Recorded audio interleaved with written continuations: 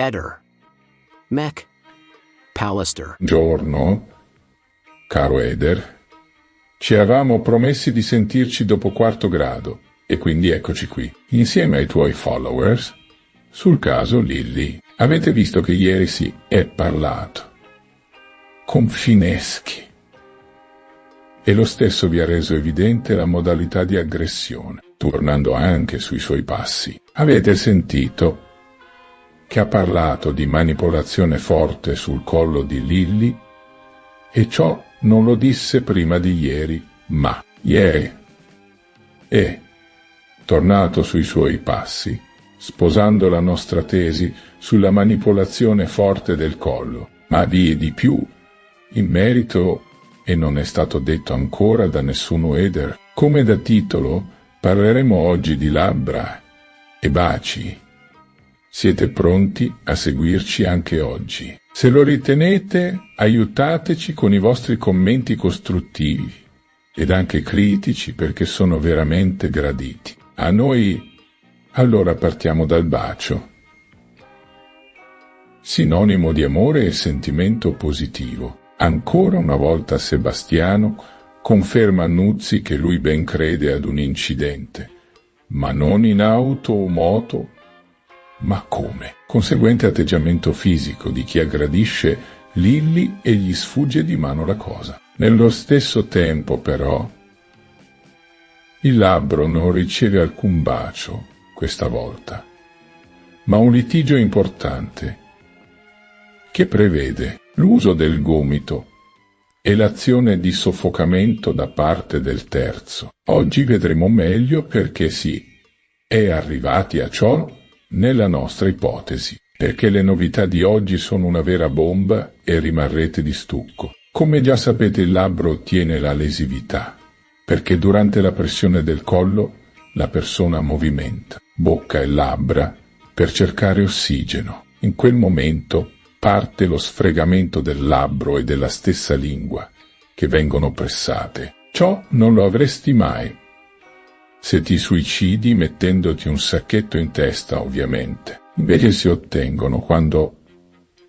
a soffocarti è un esterno e terzo soggetto, con grande forza e di sesso maschile. Il movente non può che essere duplice, sia economico che sentimentale, ma ne parleremo in parte finale al video di oggi. Prima vogliamo parlarvi di un'altra lesività presente al retro orecchio, per ora poco nominata, ma esiste. Ebbene, tenetevi forti, perché siamo i primi a parlarne in Italia a voi. Tale lesività esiste perché è frutto di una torsione ed è la conferma che c'è stata la torsione senza se e senza ma.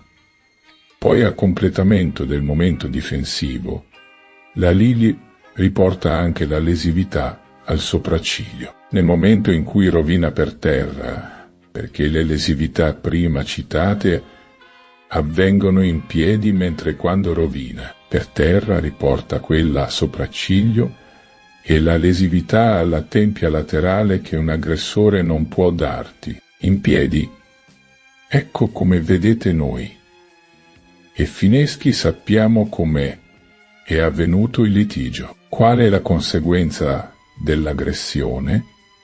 La rovina per terra, poi la volontà di inscenare un suicidio, per non avere colpe sulla morte di Lilly.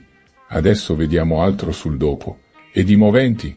Ebbene, come sappiamo mancano le chiavi principali, mancano poi anche i codici dietro il quadro. Sappiamo anche che si sapesse dei denari di Lilly e della sua vita agiata. Inoltre lei si fidava solo di chi conosceva e se entra in dialogo lo fa solo con chi conosce, ciò partendo da una salita in auto o moto o altro. A noi interessa sempre il dopo e vuole la presenza di un conoscente avanti, lei che la segue. Vuole litigare e vuole vincerla su un dato economico, oppure sentimentale. Non può essere un caso che manchino le chiavi principali eppure l'oro addosso, tra cui la catenina ricevuta dalla madre. Il terzo è quindi interessato a denaro, oro, chiavi di casa? Ragionate con noi se fosse un estraneo. Perché prendere le chiavi di casa principali, in cui c'erano anche chiavi ulteriori di cui allora sapeva il terzo, una che si suicida perché butterebbe le chiavi, non ha senso. Ha senso invece per il terzo che conosce quelle chiavi. Signori belli! Ebbene, parliamoci chiaramente, tutto parte dalle chiavi e dai codici. Il conoscente ha saputo ed ha litigato su ciò. Ovviamente anche il fatto che Lily volesse andare via da Claudio ha inciso, ma le chiavi mancanti solo il punto di forza della vicenda. Perché non lasciarle in borsa? Bastava prendere solo quella che interessava e apriva qualcosa. Oggetto di denaro. Poi rimettevi le altre in borsa. Ed invece no.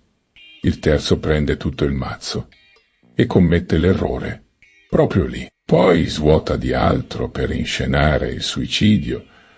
Sappiamo com'è andata. Le chiavi sono collegate ai codici del quadro, a denaro, a qualcosa che il terzo non sapeva e scopre da alcuni giorni proprio quando Lily vuole andare via da casa. Giorni in cui lei ha lasciato Sebastiano, giorni in cui lei non è serena ed ha riposto già la fede a casa. Quel giorno lei ha delle preoccupazioni importanti e vedrà il terzo che l'ha seguita per parlare con lei di denaro e sentimenti, labbra e baci terminati con il bacio della morte. Sì, il bacio della morte, o meglio di Giuda, perché siamo convinti che il terzo conoscente abbia tradito come Giuda la Lily, per motivi economici ed anche sentimentali.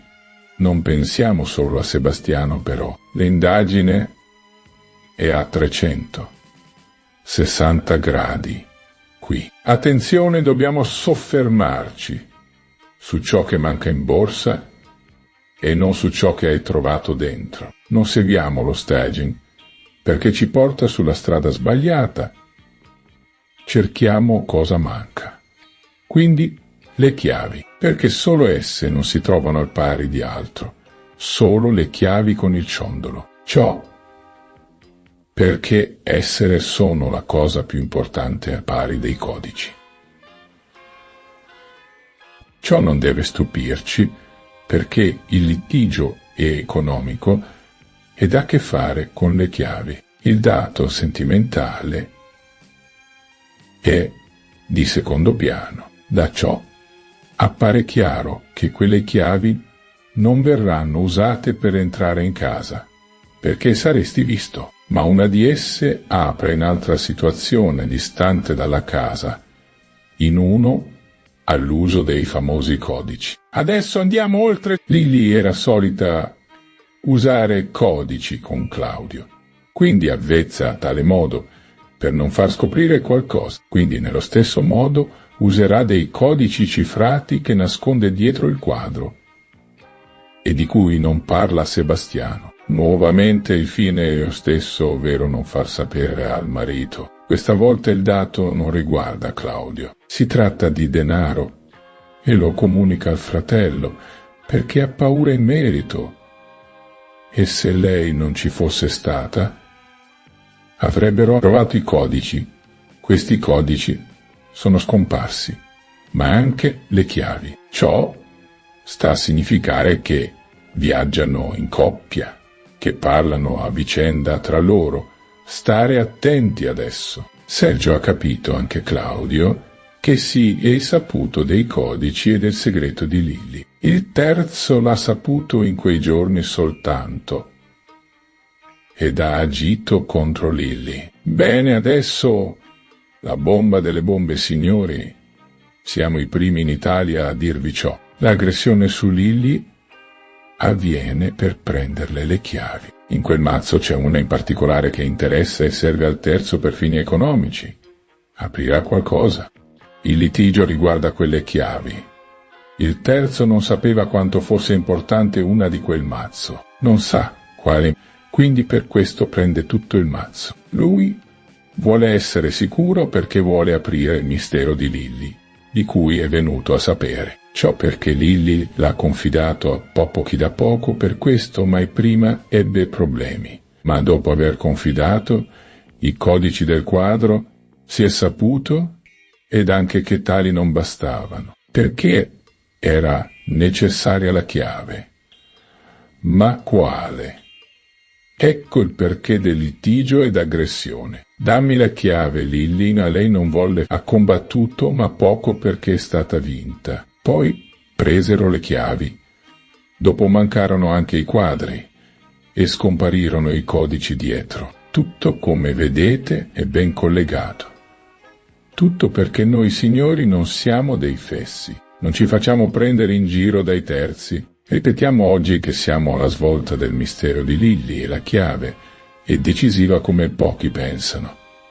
Ma noi abbiamo capito da tempo, vero Eder? Ehi, non dimenticare di iscriverti a questo canale.